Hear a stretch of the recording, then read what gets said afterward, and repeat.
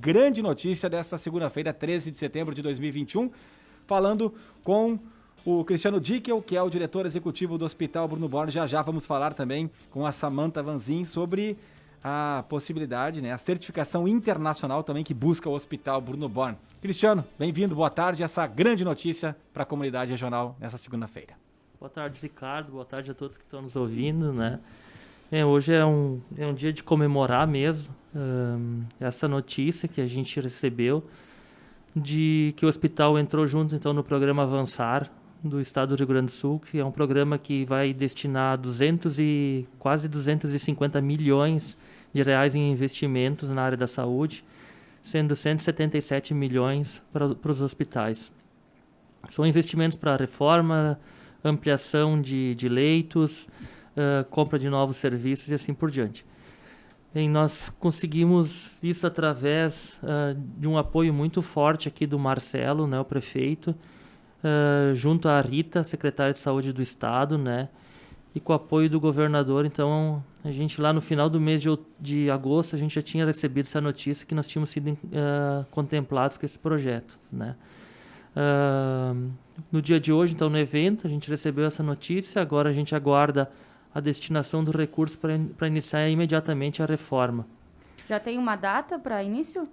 A gente não sabe exatamente como vai se dar o fluxo de caixa do Estado, né? Alguns recursos acredito que sejam liberados no ano que vem, porque tem hospitais com volumes elevados de recursos que vão ser destinados. Tem hospitais com 55 milhões de investimentos. E no nosso caso, a gente acredita que seja meio imediato. O comprometimento da instituição com o Estado é que, liberado o recurso, de 6 a 8 meses nós vamos entregar essa UTI para a comunidade. É liberado todo o recurso de uma vez só? Exato. São 1.750.000 para a reforma e 1.550.000 para equipamentos. Tá? São 10 leitos que vão ser estruturados, né? Provavelmente 8 fiquem para o SUS e 2 leitos para convênios. Aonde vai ser feito isso dentro do hospital?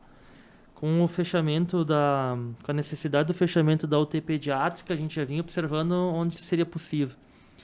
E exatamente em cima da UTI neonatal, nós tínhamos toda a administração do hospital, que em final de março ela foi realocada no prédio do CTA. E ficando essa unidade em cima da UTI neonatal como uma unidade de ensino. Então isso nos deu uma possibilidade muito fácil e rápida de manejo, né? Então a UTI pediátrica ela vai sair exatamente sobre a UTI neonatal, o que favorece em muito o atendimento dessas crianças, né? Porque uma vez elas saindo do período da UTI neo e passando para a pediatria, elas não vão circular pelo corredor do hospital e por nenhum lugar, e simplesmente só acesso ao elevador que vai dar acesso direto para dentro da UTI pediátrica.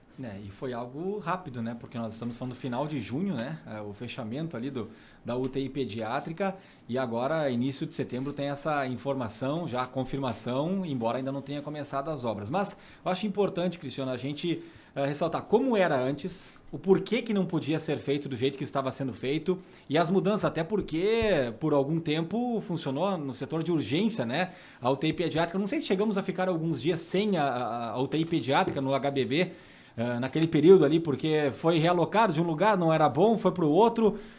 Claro, o importante é as crianças estarem sendo assistidas, né? Mas e o número de leitos, me parece que era um pouco menor, né, o que tinha antes e agora também. Por favor, dê mais detalhes sobre esse período que a gente passou e que virá pela frente. Bem, em primeiro lugar, a legislação é clara que não pode existir crianças recém-nascidas com crianças maiores. Vou usar os termos mais simples para que a população entenda isso. Eu não posso ter lá uma criança com 1 quilo ou 900 gramas, 1,2 kg com crianças maiores. Né? Isso não é permitido. Porque corre-se o risco de trocar a medicação, é isso? Não, era uma questão de... Existiam estudos internacionais de que essa combinação de se usar o mesmo espaço com os 2 tipos de criança, existia uma questão de transmissão cruzada de bactérias dentro das UTIs, ou seja, possibilidade muito grande de tu colocar um recém-nascido em risco por uma contaminação de que crianças maiores já acabam pegando até pela idade que ela tem. Então esse era o principal motivo. Parênteses, tivemos algum caso comprovado no hospital? Nós nunca tivemos isso sempre foi uma das nossas justificativas, dos nossos argumentos, né? E também por isso que foi se mantendo durante todo esse período. Bem, por outro lado, a gente precisa entender que a medicina está evoluindo. E está evoluindo para uma área que se chama mais profissionais mais especializados em cada coisa, né? Então, hoje tu não tem mais aquele médico genérico que faz tudo e tu já começa a ter médicos especialistas em cada coisa.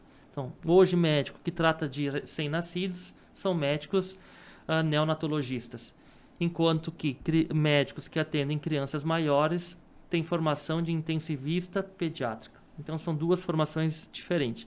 Os profissionais neonatologistas não se sentem confortáveis em atender crianças maiores, assim como os intensivistas pediátricos não se sentem confortáveis de atender crianças menores. Então, isso tudo veio junto no mesmo momento, entendeu? E a região aqui ela não tem muito intensivista pediátrico, que também é um problema. Bem, quando nós começamos a fazer todo esse movimento, nós fomos atrás de profissionais fora aqui de Lajeado, e até fora do estado. Então, a gente já tem uma lista de prováveis médicos que venham trabalhar aqui em Lajeado conosco, né? Serão novos contratos. São novos contratos, são novos profissionais, são profissionais que vêm de fora de Lajeado para compor essa UTI pediátrica, né? É uma das especialidades que existe pouca formação no estado, né? Então, há uma carência desses profissionais. Mas, claro que a gente, junto com todo o movimento que a gente fez para conseguir ter essa UTI dentro da legislação, a gente também foi atrás dos profissionais, né? Acho que precisa ficar claro para a população que o hospital nunca quis fechar essa UTI, né? Porque se fosse querer fechar essa UTI em 2013, quando saiu a legislação, o hospital teria fechado, né? Não, a gente sempre manteve ela, sempre manteve o diálogo com o Estado, sempre manteve o diálogo com todos os municípios aqui do Vale, e a gente foi levando até onde era possível. Nesse período do dito fechamento, até o momento, nós nunca deixamos de atender nenhuma criança que chegou na nossa instituição. Inclusive, nós temos até hoje uma criança internada lá, que é um morador, que a gente considera como um morador, e que ele não foi transferido. Essa criança, ela teria que ter sido transferida para uma outra UTI pediátrica em outra cidade. Nós não fizemos isso, porque nós sabíamos a dificuldade que essa família tem, inclusive financeira, de ir visitar essa criança, né? Então, como é que nós iríamos transferir uma criança, digamos que fosse transferida para Santa Maria ou para Rio Grande? Como é que os pais dessa criança iriam acompanhar ela? A UTI pediátrica ela tem esse apelo. Os pais, os familiares, eles vivem por essa criança. A Camila, mãe do Lázaro, que participou de todo o evento hoje, nos relatos dela, ela viveu no hospital. A família dela não era a família dela. A família dela eram os profissionais do Bruno Bor. Então, assim, a UTI pediátrica ela tem um viés muito diferente de qualquer outro serviço. A UTI adulto, um paciente quando interna normal, ele vai ficar de 8 a 10 dias. Na UTI pediátrica, às vezes não. Às vezes vai ficar 1 ano, às vezes vai ficar 2 anos, às vezes vai ficar 4 anos, e às vezes vai ficar até ir a óbito, porque a doença dela é essa característica. Então, essa sempre foi nossa preocupação. Então, assim, por isso que a gente nunca desistiu. Nós buscamos essa possibilidade junto ao Ministério da Saúde, que também em 48 horas permitiu fazermos o cadastro dessa proposta. As propostas estão lá cadastradas. Porém, até 31 de agosto, nós não tivemos o retorno do Ministério. A secretária Rita fez contato com o ministro, sabendo das dificuldades financeiras de investimento por parte do Ministério. O Estado, sim, comprou essa ideia, apoiou esse hospital e está fazendo esse baita investimento tanto no Bruno Born como nos outros hospitais. E a gente precisa deixar isso claro, que isso é... Eu estou há 15 anos no hospital, é a primeira vez na história que um governo para e faz investimento em infraestrutura nos hospitais. Isso vocês podem procurar, anteriormente não existiu. E esse valor repassado pelo governo do estado, ele será o suficiente para atender todas as demandas dessa nova estrutura, ou o HBB vai ter que colocar alguma parte, vai faltar algum recurso? O recurso ele é totalmente suficiente para fazer a reforma e como a aquisição dos equipamentos. Exatamente o que o hospital passou de necessidade, não houve corte nenhum. Sim, tem uma preocupação depois do custeio disso, de como vamos manter essa UTI, né? Porque todos sabem que uma UTI tem um custo elevado. Por quê? Porque os profissionais ficam ali 24 horas por dia, 7 dias por semana, aguardando um paciente ou não. E a remuneração que a gente recebe, ela é muito baixa, né? Mas a gente já conversou isso com o Estado, a gente já conversou isso com o Ministério da Saúde, a gente já fez essa conversa aqui com os municípios do Vale, porque sim, depois vai ter que se pensar no custeio dessa UTI, né? Mas isso é um segundo momento. Nós precisamos ir cada dia após o outro conquistando as coisas. Agora, nós não podemos perder serviços. Perder serviços, para mim, e quem sabe ouviu o Gel falar, isso para mim era um retrocesso. Com certeza. Eu estou aqui há 14 anos, a gente nunca diminuiu nada. A gente só expande e cresce, assim como mais várias outras coisas que vêm aí pela frente nos próximos meses e anos. Então, eu não ia deixar isso aí acontecer. Cristiano Dickel, o diretor executivo do HBB. E até lá, as crianças continuam sendo atendidas? Sim, continuam sendo atendidas. Onde está nesse momento a UTI pediátrica? Nós começamos ela com atendimento na emergência, onde a gente estruturou 3 leitos de UTI. Agora nós tivemos que fazer uma interdição ali em função da segunda parte da emergência que está concluindo e que vocês vão presenciar isso em final de novembro, a baita estrutura que está sendo montada.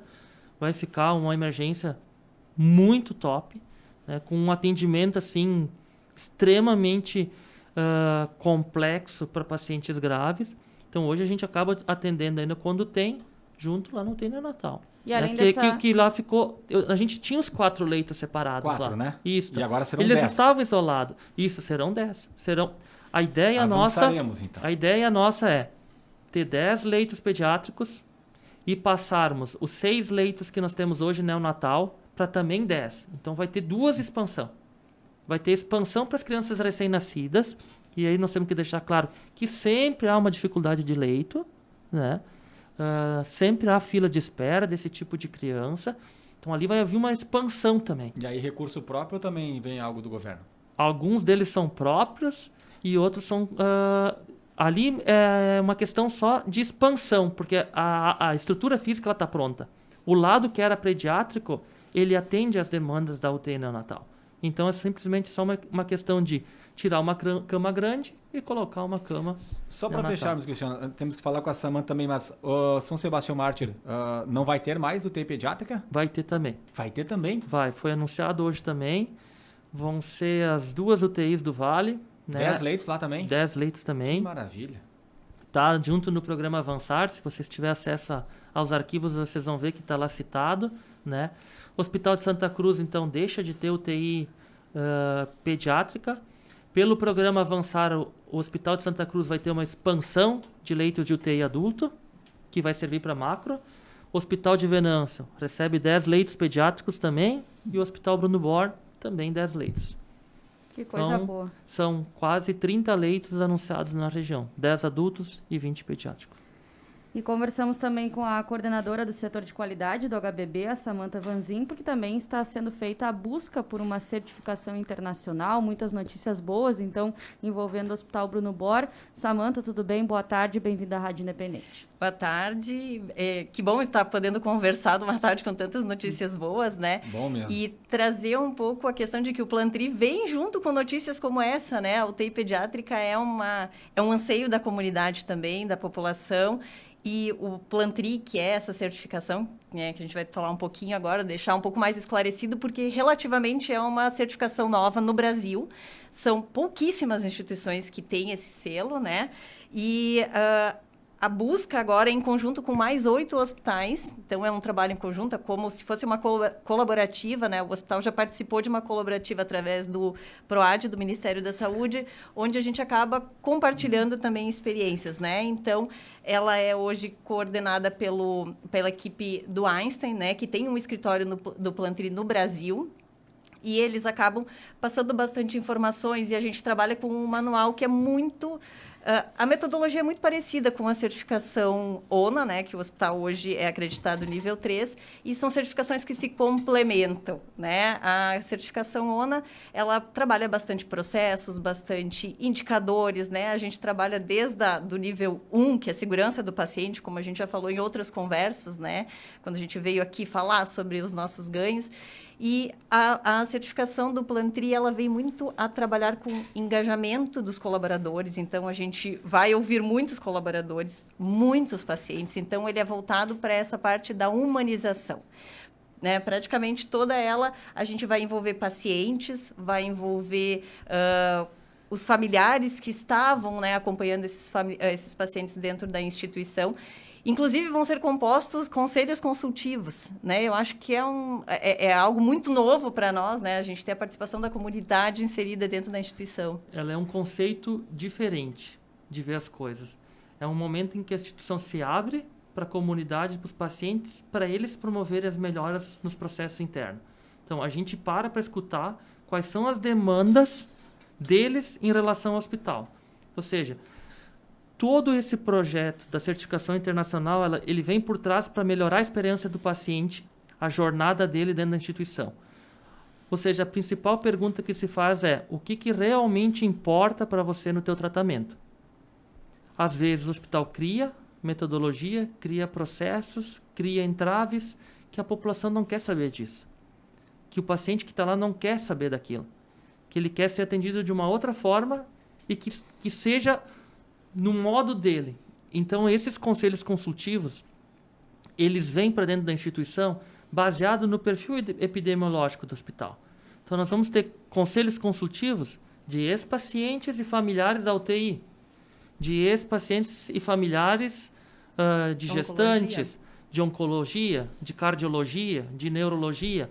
Isso traz para dentro, isso abre as portas do hospital de escutar o outro lado e ver o que nós precisamos ainda melhorar, qualificar e para dar o melhor ao paciente dentro do hospital. E quanto tempo esse processo vai levar até para chegar também, né, a conquistar essa certificação internacional? Ele é um processo de 2 anos. Antes de 2 anos dificilmente se consegue, porque ele passa por toda uma avaliação do Einstein, que é a única instituição no Brasil homologada a fazer esse processo, né? E depois ele passa ainda por uma homologação internacional. Hoje no Brasil só existem 2 hospitais que têm esse certificado. Quais são? O Einstein e ACD. O Einstein de São Paulo e a ACD? São Paulo. São Paulo também. E fazendo esse processo, é meio, digamos que certo a certificação ou depende dessas aprovações? Depende da pontuação. Nós passamos por um diagnóstico. Então, há 2 semanas, a equipe do Einstein esteve aqui, onde a gente já reuniu um grupo grande de pacientes, colaboradores, médicos. Então, envolve desde a alta direção até o operacional da instituição, junto com familiares, claro, como a gente vem conversando.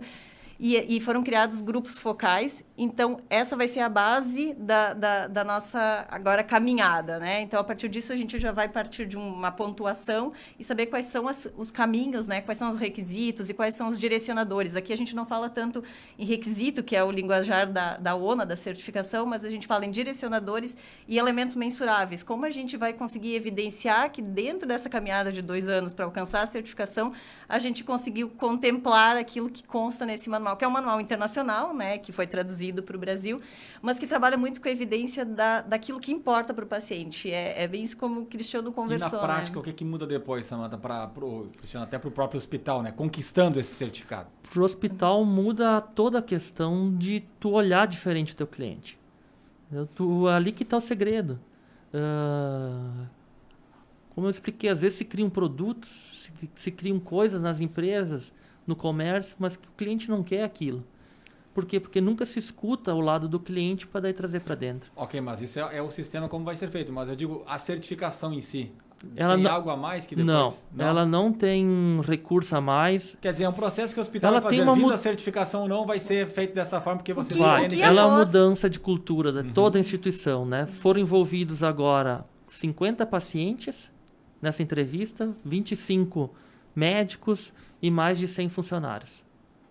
Isso. E o hospital vai participar junto de um estudo multicêntrico, depois com esses 9 hospitais que estão participando dessa caminhada, né, conjunta, e eles pretendem depois mostrar os ganhos a longo prazo, porque isso não são métricas, de uma certa forma, fáceis de mensurar qual é a diminuição do estresse para o colaborador, estresse para a família, né?